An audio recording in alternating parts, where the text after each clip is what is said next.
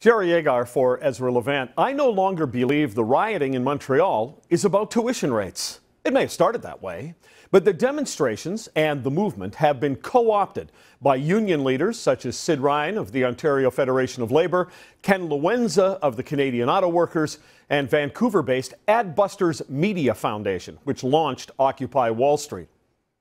Sid Ryan traveled to Montreal with two of his executives, and he has said the Charest government has brought in some of the most draconian legislation in Canadian history to strip these students of their basic civil liberties in order to silence a popular message he doesn't want to hear. He will learn soon enough that you cannot suppress an idea.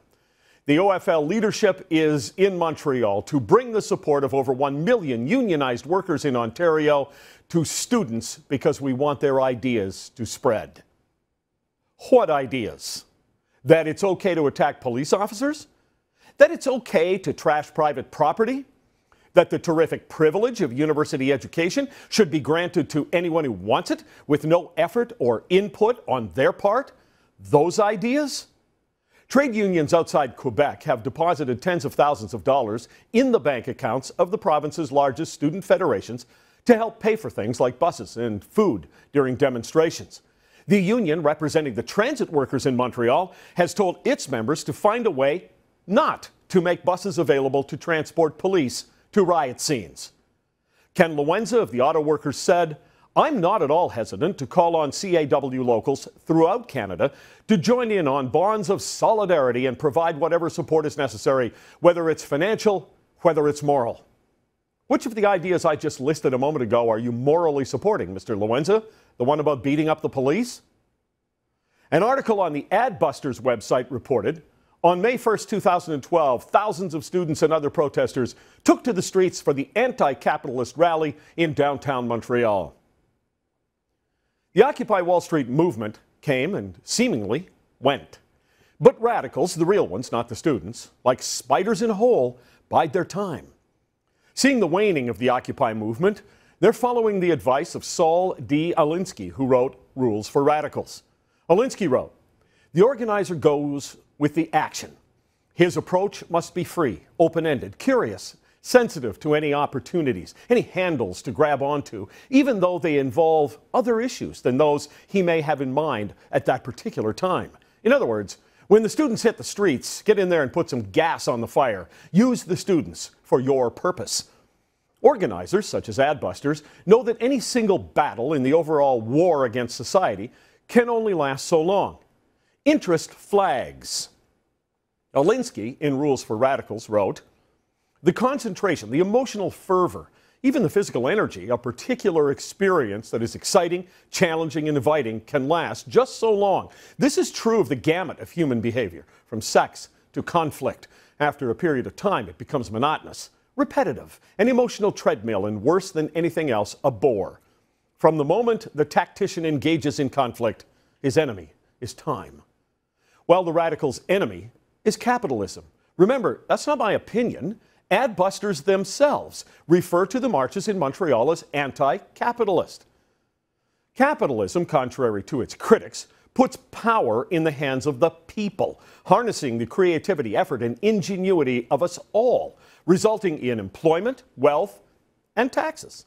It's the system in which the very poor and underprivileged have the opportunity to move up the economic ladder to the very top.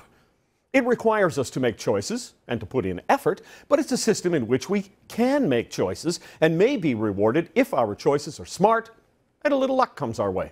Critics will point to the fact that only some people make it to the top, but of course, that'll be the case no matter what system is in place. It's just that in capitalism, you mostly have to earn your way by providing a product or service to the public, creating jobs along the way. Now, capitalism has its faults and its excesses, but it's still true that people risk death going from Cuba to Florida, not the other way around. The way to the top in systems like Cuba is brutal indeed.